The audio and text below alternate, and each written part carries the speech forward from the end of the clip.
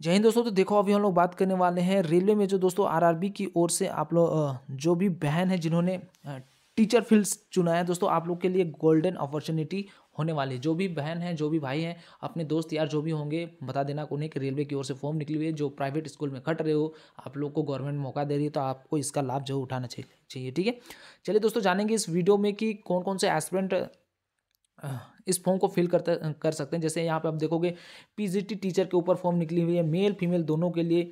फिर TGT teacher के लिए, टीजीटी कंप्यूटर साइंस के लिए, असिस्टेंट टीचर के लिए, फिर म्यूजिक टीचर के लिए विभिन्न पदों के ऊपर दोस्तों फॉर्म निकाली गई है। तो आप लोग इस फॉर्म को जरूर अप्लाई करना। ठीक है, देखो दोस्तों, ये सीरियल नंबर 7/2024 कल रात में ही ये नोटिफिकेशन फुल वाली आ गई। इससे पहले शॉर्ट नोटिफिकेशन आई हुई थी, तो आज फुल नोटिफिकेशन आ गई, तो आज मैं वीडियो बना दे रहा हूँ। ठीक है, देखो क्या क्या होनी चाहिए अच्छे ढंग से, क्योंकि फ्रेशर्स होंगे, जो बहनें होंगे फॉर्म फिल एक बार, क्योंकि ये वैकेंसी बहुत पहले आई हुई थी, अभी बहुत दिनों बाद ये वैकेंसी आई हुई है।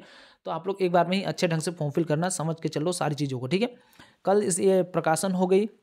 यहाँ पे देखो आवेदन ऑनलाइन करने की जो तिथि है, आज से आवेदन मतलब कल रात से ही हो रहे हैं, तो आज से प्रॉपर वर्क कर रहे हैं। 7/1/2024 हो रहे हैं। उसके बाद में ऑनलाइन आवेदन करने की अंतिम तिथि जब 6/2/2024 6 फरवरी तक आप लोगों के लास्ट डेट रखे गए हैं आवेदन करने के। ठीक है, इसके बाद में आवेदन का जो शुल्क होगा वो भुगतान नहीं किया जाएगा। आप यहाँ पे देखो आवेदन शुल्क की जो तिथि है वो 7/2/2024 से 8/2/2024, मतलब कि दोस्तों 6 तारीख तक आप लोग के लास्ट डेट। 7 और 8 2 दिन आप लोग के एक्स्ट्रा समय मिलेंगे फी पेमेंट करने की। मैं चाहूँगा कि जो जिस दिन आप फॉर्म फिल करो उसी दिन पेमेंट कर देना और अच्छे ढंग से फिल करना, ताकि दोबारा यहाँ पे देखो इन्होंने कहा है संशोधन शुल्क के पश्चात आवेदन पत्र सुधार के लिए संशोधन विंडो की तिथियां एवं समय 9 से 18, भले ही 9 दिन आप लोगों के टाइम मिल जाए, जो अगर आपने किसी कारणवश करेक्शन मतलब कि गलत तरीके से फॉर्म फिल कर दिया हो, तो 9 दिन आप लोग को टाइम भले ही मिल जाएंगे, लेकिन 250 रुपये एक्स्ट्रा लगेंगे। तो आप एक बार में ही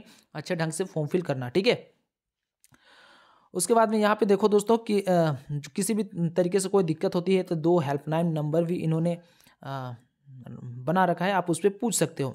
परीक्षा का चरण कैसे होगा, तो देखो एक सीबीटी होंगी, सिर्फ एक सीबीटी मोड्स एग्जाम होंगे। बाकी जो स्किल टेस्ट वगैरह जो भी चीज़ें हैं वो हो सकते हैं, लेकिन सीबीटी सिर्फ computer based exams, computer based जो टेस्ट होते हैं वो सिर्फ एक ही होने जा रहे हैं। ठीक है, यहाँ पे देखो इन्होंने साफ तौर पर बोला है उम्मीदवार अपना नाम, पिता तथा जन्म तिथि केवल मैट्रिक, हाई स्कूल परीक्षा प्रमाण पत्र अथवा किसी समतुल्य प्रमाण पत्र के अनुसार ही भरें।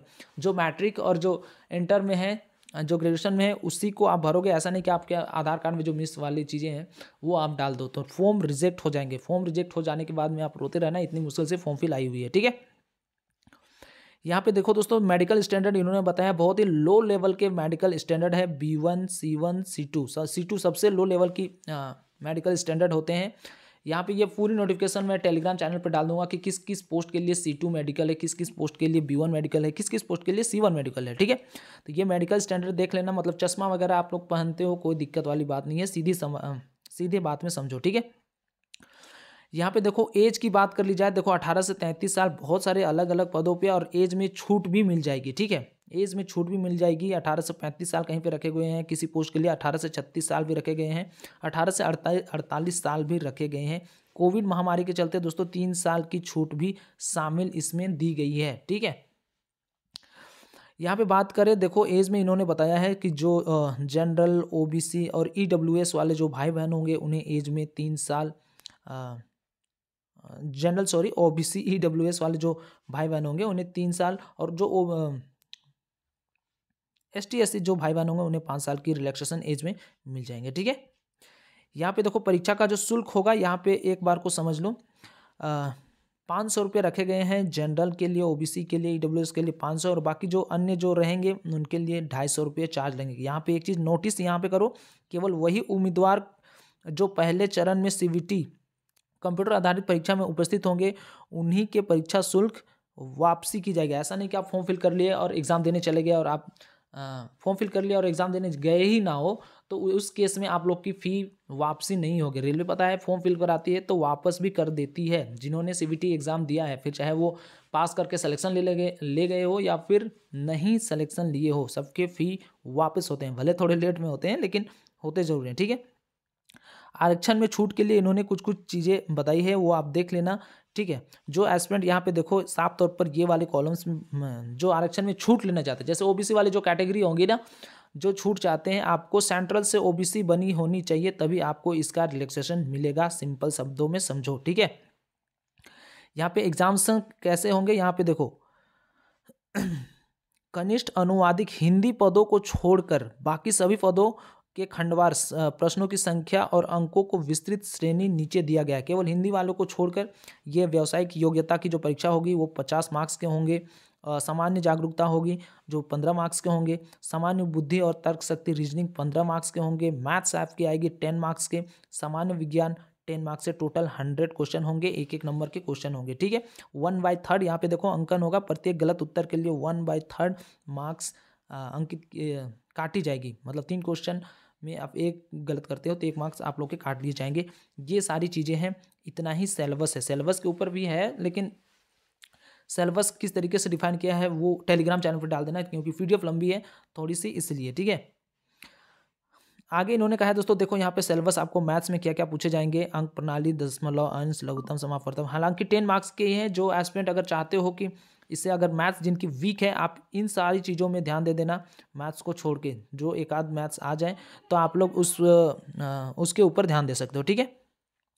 तो ये सिलेबस हो गए। उसके बाद में यहाँ पे जोन सेलेक्ट करने हैं। 21 जोन टोटल हैं दोस्तों। तो यहाँ पे आप देख लेना, कोई एक जोन से ही फॉर्म फिल करनी है। ऐसा नहीं कि कोई 2-2 जोन से फॉर्म फिल करोगे तो आप लोग के फॉर्म रिजेक्ट हो जाएंगे, ठीक है। तो एक जोन से ही फॉर्म फिल करना। जिनकी जो योग्यता है, जैसे लाइक ग्रेजुएशन किए हो, उसके बाद में एमए वगैरह जो भी चीज़ें और आगे कर रखी हो, ग्रेजुएशन पोस्ट के लिए अगर आप अप्लाई कर रहे हो तो ग्रेजुएशन ही डालना। बस पोस्ट प्रेफरेंस में आपको एक्स्ट्रा चीज़ें कॉलम्स मिल जाएंगे, उसमें आप अप्लाई करोगे। ऐसा नहीं कि आपने ग्रेजुएशन जो करी है उसके बाद में आपने बहुत सारी डिग्रियाँ और डाल दी है तो वो आप डाल दो, तो वो चीज़ें नहीं चलेंगी। ग्रेजुएशन मांगे हैं तो ग्रेजुएशन आपको पोस्ट डालनी है। उसके बाद में जो और आपने एक्स्ट्रा डिग्री कर रखी वो एक्स्ट्रा कॉलम्स में आप लोग को पोस्ट प्रेफरेंस देखने को मिलेंगे, उस पर आप लोग को डालने हैं, ठीक है। यहाँ पे देखो पे लेवल भी इन्होंने दिया है। लेवल 8 की पे है स्नातकोत्तर शिक्षक वाणिज्य के लिए। उसके बाद में एज देखो 18 से 48 साल, ये चीज़ें हैं। न्यूनतम शैक्षणिक योग्यता क्या क्या रखी गई है। ज़्यादातर दोस्तों टीचर वाले फील्ड में देखोगे, किसी भी मान्यता प्राप्त से विश्वविद्यालय से वाणिज्य के विषय में कुल मिलाकर कम से कम 50% अंक आपके मास्टर डिग्री होनी चाहिए। तथापि अप्लाइड बिजनेस इकोनॉमिक्स में एमए एमकॉम डिग्री धारक पात्र नहीं होंगे, ठीक है। तो ये सारी चीज़ें हैं। स्नातकोत्तर शिक्षक पुरुष के लिए लेवल 8 की जो पे है, ये सारी चीज़ें हैं। ये आप देख लेना पूरे टेलीग्राम चैनल पे, जो पोस्ट प्रेफरेंस है अलग अलग पोस्ट पे निकली हुई है। फिर आप पॉलिटिकल साइंस देख लो, स्नातकोत्तर शिक्षक बंगाली के लिए देख लो, स्नातकोत्तर शिक्षक हिंदी और पुरुष के लिए देख लो। सबके लिए अलग अलग दोस्तों यहाँ पे किसी में कंप्यूटर मांगा गया है तो किसी में वो अपने अपने हिसाब से आप लोग देख लेना। इसे मैं पूरी के पूरे टेलीग्राम चैनल पर डाल दूंगा, आप लोग इजी वे में चेक कर सकते हो, ठीक है। तो जो भी चीज़ें मैंने बताई है, कोई डाउट्स होगा अपने जो दोस्त यार है, फ्रेंड सर्कल है, उसे बोलना कि जो टीचर फिर से समझ रखते हो, आप लोग की फॉर्म फिल आ गई है, रेलवे की ओर से बुलावा आया है, आप लोग एक बार जाओ फॉर्म फिल करो और एक अच्छे ढंग से जाके सिलेक्शन लो और बहुत अच्छे लेवल के पे हैं, इसका लाभ उठाओ, ठीक है। जो भी चीज़ें मैंने बताई है, कोई डाउट्स होगा कमेंट सेक्शन में मुझे जरूर बताना। और जो चैनल पर नए हो तो चैनल को लाइक सब्सक्राइब जो करना, ठीक है। मिलेंगे नेक्स्ट वीडियो में, तब तक के लिए जय हिंद, जय भारत।